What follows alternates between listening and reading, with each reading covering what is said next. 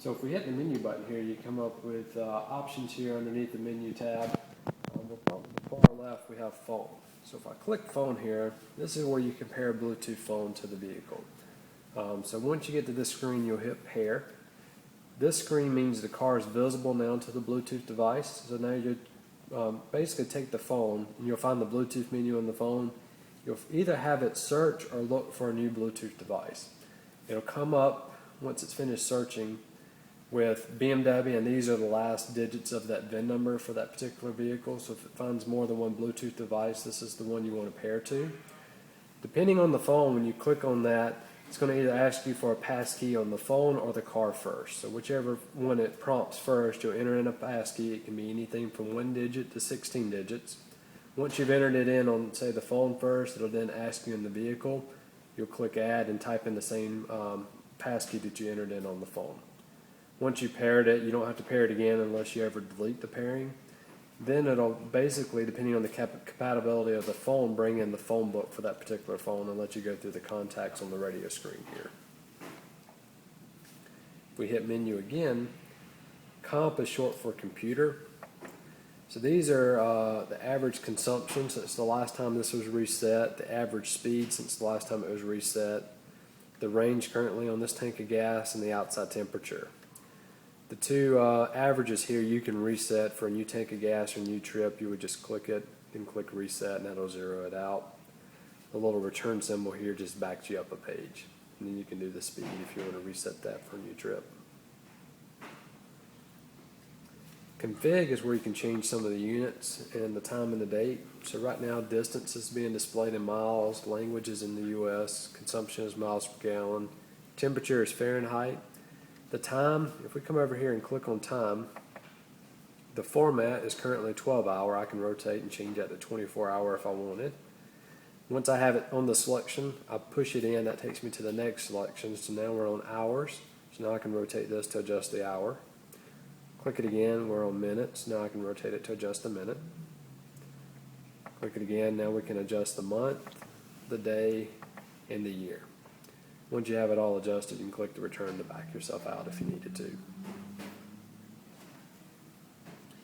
Assist, BMW Assist, you can come in here.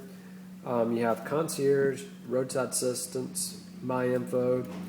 My info is actually a feature that allows you from Google Maps to type in a destination that you want to go to. You can send that information to the vehicle. When you do that on Google Maps, you'll click send. There's a whole list of devices. You'll choose vehicle. On the drop down for the make, you choose BMW.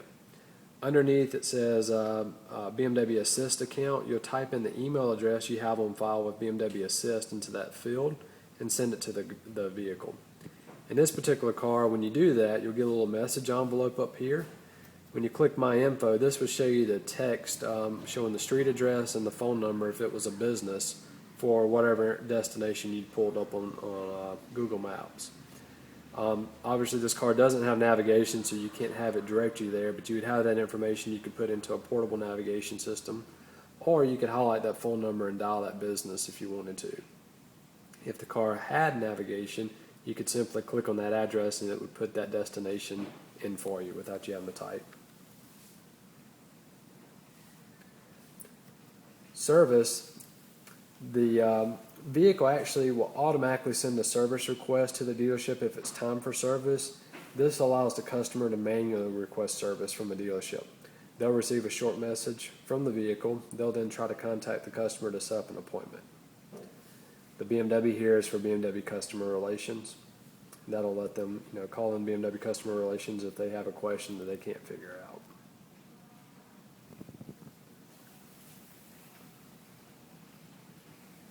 On the climate control system, a couple new features here for BMW. When you hit auto, auto now it's automatically controlling the fan, it's automatically controlling where it's put in the air.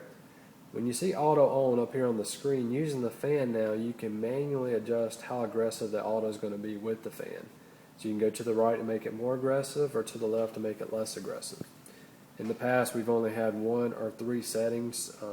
If you only had one setting, in the middle here is what we traditionally had in the past, but if you thought that was too much fan coming out, you can make it less, or you can make it more if you didn't think it was enough. Down below auto, we have the seat heater. This is for the driver's side, and this is for the passenger side. If we take auto off using the fan, we can now adjust the fan speed manually. And anytime you press auto to turn it back on, it's going to automatically light up this snowflake. If the snowflake is on, it doesn't mean the AC is running. It just means the car has the capability of turning the AC on if it needs to get to whatever temperature you've dialed in. This is controlling where the air is coming from. No light is always outside air. Light on the left is automatic. It's outside air until it senses dust or particles in the air, then it switches over to cabin air. I typically leave it there. It doesn't pick up smell, so if you're going through an area that doesn't smell great, you can press this again to switch the light over to the right, or using the steering wheel control, tapping this button now will toggle you from wherever you're at to cabin air. If I tap it again, it takes me back to where I was before I told it to go to cabin air only. We now have an all button, and pressing the all button allows you to change both zones with the driver's temperature dial. If a passenger gets in and starts adjusting their temperature, it automatically takes all off. When the passenger leaves, all the driver has to do is simply press all, and it goes back to being the same as whatever they have set. On the far right here, we have front defrost, rear defrost. Max AC is in the middle of the driver's temperature dial. And to the far left, we can manually adjust where we want the air to be distributed. So you can have floorboard, center vents, or front windshield. You can do all three or any combination. I can deselect them all to go back to auto, or simply press auto to go back to auto. This is a temperature sensor, and if you want to turn the system completely off, the way you would do that is basically take the fan all the way down, and that turns the system off. Below the climate here, we've got the top operation, so pressing and holding this button until the light goes out, that would put the top up. Pressing and holding this button until the light goes out, that would put the top down. You have to hold it until that cycle completes, otherwise you get a flashing light on this side just to warn you that cycle didn't finish.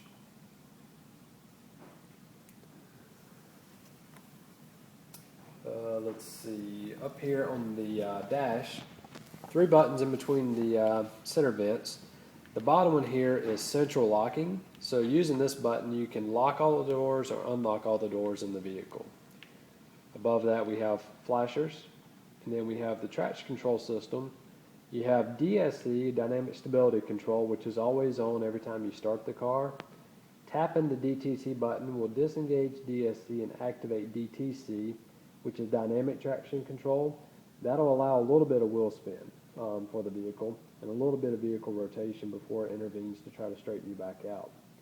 If you press and hold that button, you'll get a warning that comes up on the dash here that warns you that you now turn DSC completely off. At that point, the only system you have still currently available in the car is the ABS braking system. USB stick that has music on it, just plug it straight into that USB outlet. That'll let you control and operate the music from the radio. There's also a Y cable you can plug into both of those ports, and it has a dock connector that plugs into the bottom of the iPod. Doing that will let you control your iPod with all the music that's on it through the radio system itself.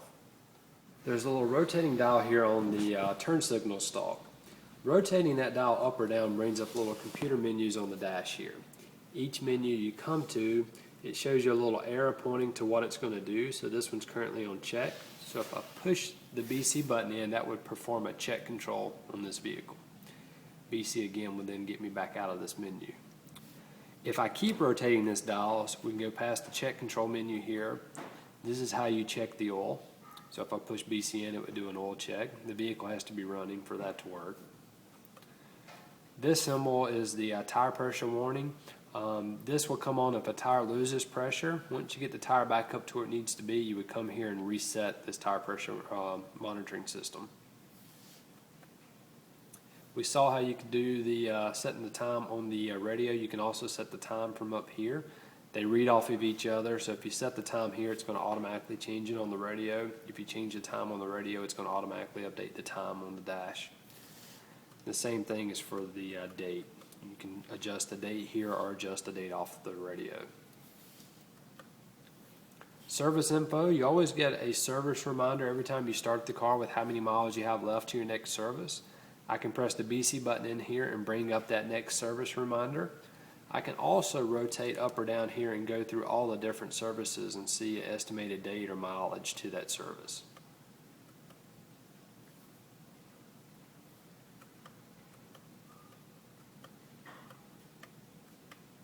The key that has a little bar graph underneath it here will let you change units. And we saw that off the radio as well, so you can update that here or off the radio. That's where, for instance, you can change miles to kilometers or Fahrenheit to Celsius. The next symbol is probably the most used for customers initially to set the car up. This is the little key here with the check. It used to be called car and key memory settings. This is where you can adjust the key and vehicle settings in the car now. So if I press BCN to set it, brings up little symbols here. So right now it's telling me when I lock the car, it's going to flash the lights to confirm I did that. So it gives me a visual confirmation. I can turn that off if I wanted. This is where I unlock the car. It's going to also flash the lights to give me a visual confirmation. I could turn that off if I wanted. It's currently set here so when I unlock the doors, it's only doing driver's door first. If I wanted to do both doors when I hit the unlock button, all I do is press BC in here and it brings up an option here. So I've got driver's door only, or I can have it open all doors when I hit the unlock button. And if I want to make that change, I just highlight that symbol, press BC in, and now that confirms and changes it so that when I unlock the doors, all of them will unlock. Automatic door locking is currently turned off. You can set this so that it automatically locks the car at 5 miles an hour. There's also another feature where you can automatically have the car relock itself if you accidentally unlock the car. After 2.5 minutes, if you don't open the door to get in, it would automatically relock itself. And when you go in to change that feature, there's a couple different symbols here. That activates both the time relock and the 5 mile an hour once you start to move. It turns both of those on. Or I can just do the 5 mile an hour once I start moving, locking the doors, or the time relock if I accidentally unlock the car. Now we'll leave that off.